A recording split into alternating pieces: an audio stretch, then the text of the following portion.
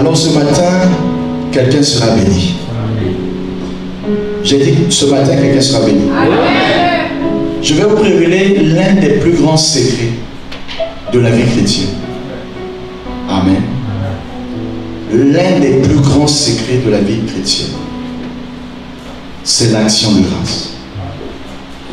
Je vais donner un court conseil sur la génération qui offre des actions de grâce. Amen.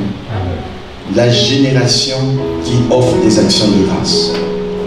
Prends rapidement ta Bible avec moi. Nous allons lire 3 versets qui vont nous servir d'ossature de cette exhortation. Éphésiens chapitre 5, le verset 26. Je lis au nom de Jésus-Christ.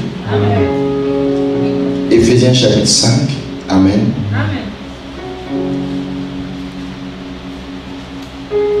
Non, c'est le verset 20 plutôt. Amen. Rendez continuellement grâce pour toutes choses à Dieu, le Père, au nom du Seigneur Jésus-Christ. Amen. C'est un commandement. L'apôtre Paul ne l'a pas dit une seule fois. Amen. Il dit rendez continuellement. Amen. Il n'a pas dit rendez une seule fois. Il a dit continuellement. Pour dire que Dieu ne cesse de nous surprendre par son amour, par la richesse de ses interventions dans nos vies. Dieu, après nous avoir donné le souffle de vie, nous a donné le mouvement l'être. Dieu, après nous avoir donné le mouvement et l'être, il nous a donné les témoignages. Chaque jour de notre vie est un témoignage. Parce que j'ai rencontré des familles où une personne est morte et a pris le temps d'aller au lit et le lendemain il ne s'est pas réveillé. Amen. Mais nous nous levons, des fois nous oublions ce qui est essentiel, la gratitude. Dire à celui qui nous a permis de nous lever, merci. Parce que dormir et se réveiller, ce n'est pas l'habitude, mais c'est une grâce. J'ai aimé une personne ici qui a dit, c'est Marco, il a dit tout est grâce. Amen. Tout est grâce parce que l'homme ne peut pas tout faire. Nous n'avons pas le pouvoir de nous maintenir en vie. Parce que l'homme peut se lever comme une fleur et après disparaître. L'homme peut se lever comme un souffle et demain on n'entend plus parler de lui. Mais lorsque Dieu te bénit, lorsque Dieu t'accorde un bienfait, c'est une raison de lui dire merci. David a dit, mon âme bénit l'Éternel et n'oublie aucun de ses bienfaits. Parce que David a reconnu que l'auteur de ses bienfaits, c'est Dieu. Lorsque tu peux reconnaître la main de Dieu dans ta vie, c'est déjà un signe qui montre que tu te positionnes pour que Dieu continue encore à faire. Lorsque tu peux dire merci à Dieu pour son doigt, il te présentera sa main. Lorsque tu lui dis merci pour la main, il te présentera le bras. Combien de personnes peuvent voir que ce qui m'arrive ne dépend pas de ma force, mais dépend de Dieu. Amen. Alléluia. Amen. Rendez continuellement grâce à Dieu. Comment? Il nous donne le protocole. Rendez continuellement grâce à Dieu au nom de notre Seigneur Jésus-Christ. Aucune prière, aucune louange, aucun cantique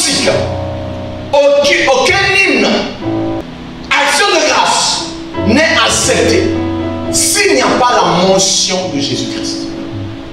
Parce que le ciel nous est ouvert par Jésus-Christ. Le ciel n'accepte pas toutes sortes de prières. Le ciel n'accepte pas toutes sortes d'actions de grâce. Mais le ciel reconnaît l'action de grâce qui est faite au nom de Jésus-Christ. Parce que si l'homme le fait, l'homme peut se réjouir et dire c'est moi qui l'ai fait. Mais si Dieu le fait, le monde ne le saura pas. Mais le seul, la personne qui a vu cela, peut dire au monde, je n'ai rien fait. C'est lui qui l'a fait. Amen. Les apôtres sont sortis. Après avoir reçu la puissance du Saint-Esprit, le baptême de feu, le baptême de l'Esprit de feu. Ils sont sortis dans la rue, dans les routes de Jérusalem. Ils sont allés dans le temple. Ils ont vu un boiteux. Ce boiteux est resté devant le temple tous les jours de sa vie. Il n'avait pas eu l'occasion de rencontrer la puissance jusqu'à ce que le Saint-Esprit soit descendu dans la vie des apôtres. Les apôtres étaient en train d'aller pour rendre des actions de grâce à Dieu. Mais ils ont rencontré quelqu'un qui ne pouvait pas le faire. Parce qu'il disait, Dieu m'a abandonné. Dieu a permis que moi je vienne sur la terre pour que je sois un mendiant. Je demande de l'aide. Ma vie n'est que honte. Ma vie n'est que trouble. Ma vie n'est que souci. Ma vie n'est que lutte. Je préfère de fois mourir que de vivre. Mais je me réjouis quand même de ce que le peu d'offrande, demande que les hommes me donnent. Dans la vie de l'homme que Dieu a créé à son image et à sa ressemblance, c'est réduit à demander des pièces d'argent à d'autres personnes. Cet homme était mis à l'écart de la génération de ceux qui louent Dieu, de la génération de ceux qui offrent à Dieu des offrandes, des actions de grâce, des cantiques, des hymnes, jusqu'à ce que Dieu veut corriger l'erreur. Quelqu'un a entendu? Dieu veut corriger l'erreur. Quelqu'un a entendu? Dieu n'arrive jamais trop tard. Quelqu'un a entendu? Dieu arrive toujours quand il le veut. Dieu arrive toujours quand nous perdons espoir.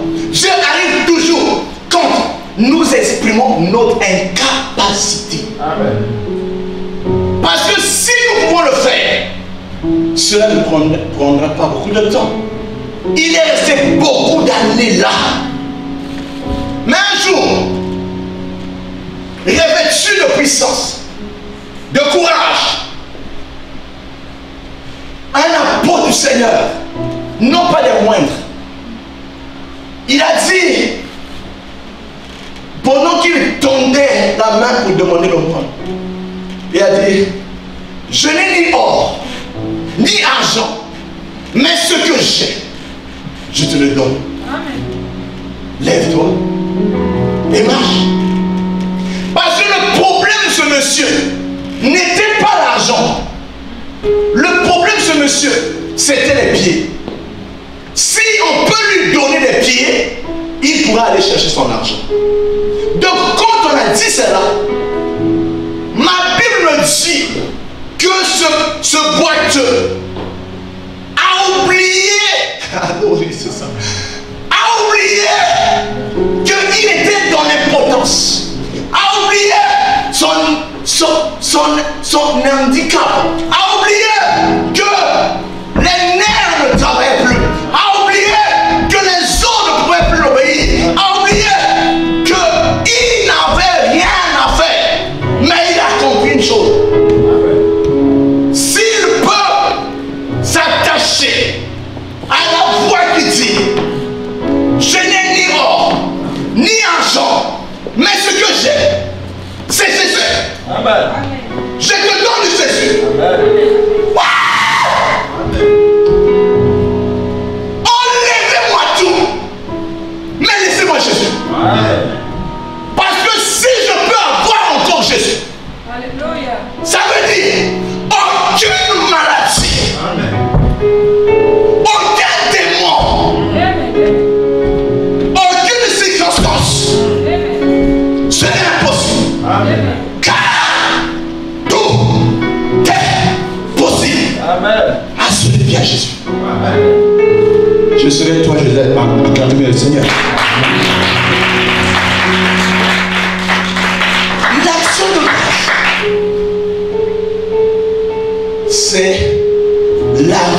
reconnaissance de ce que Dieu fait dans une vie. L'action de grâce, c'est l'expression de la gratitude pour ce que Dieu a fait. L'action de grâce, c'est l'expression de dire à Dieu, je crois à ce que tu vas faire. Dieu a fait, je dis merci, je donne un témoignage, l'église danse, c'est bon.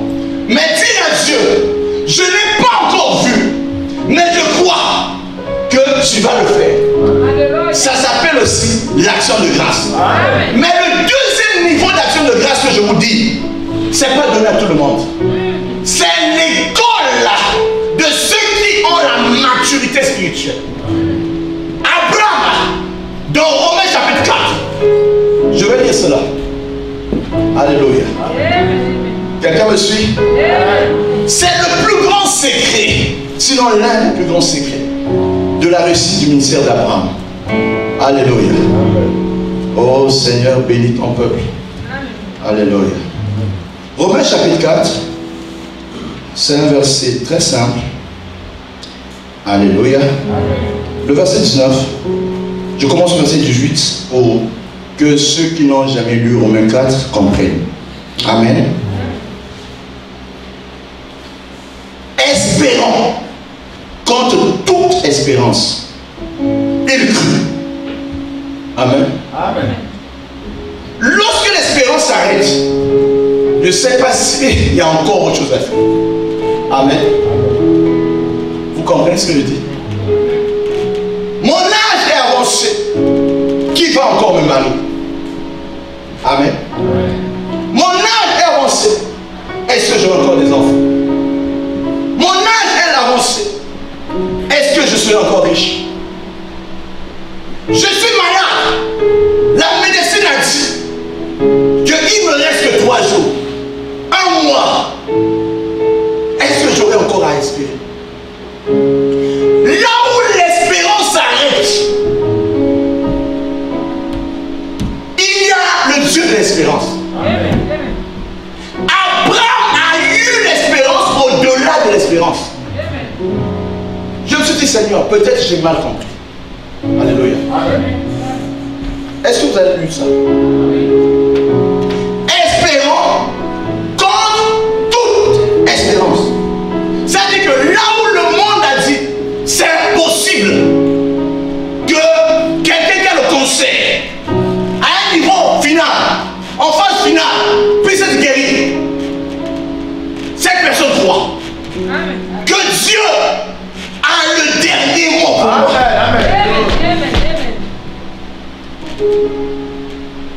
Le corps d'Abraham était mort, âgé d'âge. Sa femme était âgée d'âge. La connaissance des hommes, la médecine des hommes dit c'est impossible. Mais il y a aussi un Dieu de l'impossible. Celui qui a dit à Moïse, voici la mer rouge, c'est là-bas que tu dois passer. It's crazy to see the sea and to believe what God has said. How to do? Comment faire quand c'est impossible? Comment faire? Mais je te dis, le secret de défier l'impossibilité s'appelle la foi. Amen. Alléluia. Abraham crut. La foi en quoi? Oui, c'est ça. Abraham crut. Alléluia. En sorte qu'il devint père d'un grand nombre de nations. Selon ce qu'il est écrit, telle sera la postérité. Et sans faiblir dans la foi, il ne considéra point son corps étant déjà usé parce qu'il avait près de 100 ans et que Sarai n'était plus en état d'avoir des enfants. Il ne douta point par incrédulité au sujet de la promesse de Dieu, mais fut fortifié par la foi en donnant gloire à Dieu. Amen. En donnant gloire à Dieu. En donnant gloire à Dieu. En donnant gloire à Dieu. Donner gloire à Dieu, c'est exprimer des actions de grâce. Amen. Celui qui a fait la promesse ne meurt jamais. Celui qui a fait la promesse est fidèle. Amen. Aussi longtemps que Dieu ne va pas mourir, aussi longtemps que le trône ne sera jamais vide, aussi longtemps que le ciel et la terre ont été créés par une seule parole. Oh, je peux te dire, il y a l'espérance pour celui qui croit. Amen. Il y a le témoignage pour celui qui croit. Il y a le résultat pour celui qui croit. Montre-moi la limite de l'espérance. Je te dirai, j'ai un Dieu qui défie là où l'espérance de l'homme s'arrête. Qui défie là où mes coutumes s'arrêtent. Qui défie là où mes calculs s'arrêtent. Son nom, c'est l'Éternel. Il dit, je ne meurs pas. Éternel peut dire, je ne meurs pas. Je ne meurs pas. Jésus peut mourir, mais l'Éternel ne meurt pas. J'ai dit, il ne meurt pas. Amen. Mon Éternel ne meurt pas. Amen. Tuez-moi, je le verrai au ciel. Amen. Mon Éternel ne meurt pas. Amen. Je me conseille, cette maladie est curable. Pas au nom de Jésus-Christ. Parce que le Dieu de qui Abraham rend des actions de grâce est capable d'agir. Abraham n'a pas encore vu. Amen. Dieu n'a encore rien fait. Abraham a rendu grâce à Dieu de ce qu'il a dit, il va le faire. Amen. Ça, c'est le plus grand niveau par lequel une personne peut rendre des actions de grâce. Amen. Alors, pourquoi devons-nous être de la génération qui rend des actions de grâce à Dieu? Amen. Je vais aller très rapidement. Nous devons être de cette génération parce que lorsque nous rendons des actions de grâce à Dieu, nous nous positionnons pour que Dieu la fasse encore. Amen. Dans Luc chapitre 17, versets 11 à 19, qu'on a lu tout de suite, 10 personnes étaient malades. De la même maladie, ils ont souffert. Ils ont rencontré Jésus. Ils ont dit, Jésus, aie pitié de nous. Jésus a dit, allez vous présenter sur le souverain sacrificateur. C'est le souverain sacrificateur qui établit que tu es guéri ou pas guéri. Pendant ils ont tendu tous les 10, ils sont partis. Mais en chemin, sans encore arriver, ils étaient déjà guéris. Amen. 9 vont dire, je suis déjà guéri, je m'en vais chez moi. Amen. Mais un seul a dit non, je suis guéri, c'est vrai. Mais je ne peux pas dire à celui qui a dit, allez-y là-bas, que je suis guéri. Mais il n'était pas juif. C'est bizarre. Il n'était pas de la nation où Jésus était né. Il était samaritain. Païen comme moi. Il a fait demi-tour. Il dit, maître, pour nous que tu nous as dit, allez vous faire voir chez le souverain sacrificateur. Nous avons été guéris. Amen. Je suis venu ici pour te dire merci. Parce que moi, la société m'avait mis à l'écart. Je ne vais plus avec les hommes.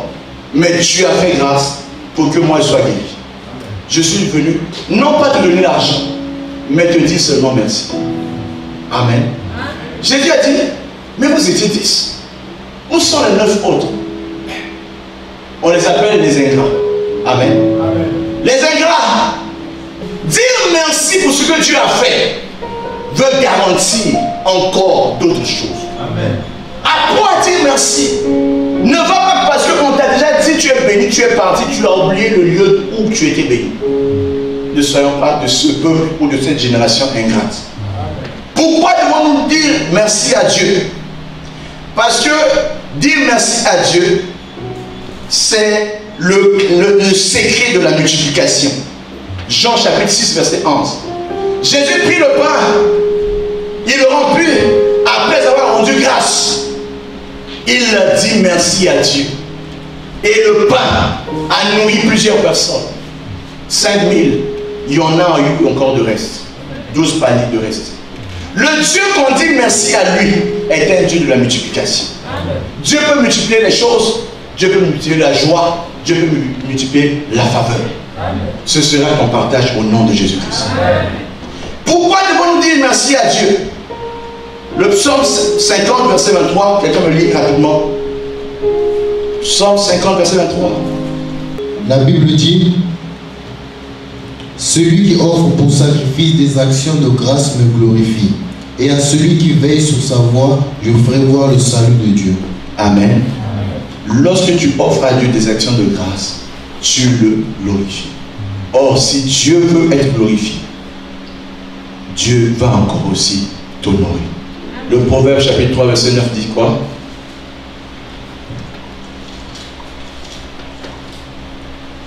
La Bible dit: honore l'Éternel avec tes biens et avec les prémices de tout ton revenu. Amen. Honore. Nous servons un Dieu qui donne l'honneur. Lorsque Dieu est honoré, Dieu t'honore aussi. Amen. Dieu honore sa parole. Dieu honore les prophéties. Voilà pourquoi Anne, la prophétesse, quand elle a vu Jésus, elle a dit: Seigneur, merci parce que ce que tu m'avais dit, je viens de le voir. Je veux dire à quelqu'un, chaque fois que tu vas dire merci à Dieu, Dieu va te montrer encore des grandes choses. Dans le nom de Jésus. Lèvons-nous pour dire merci à Dieu.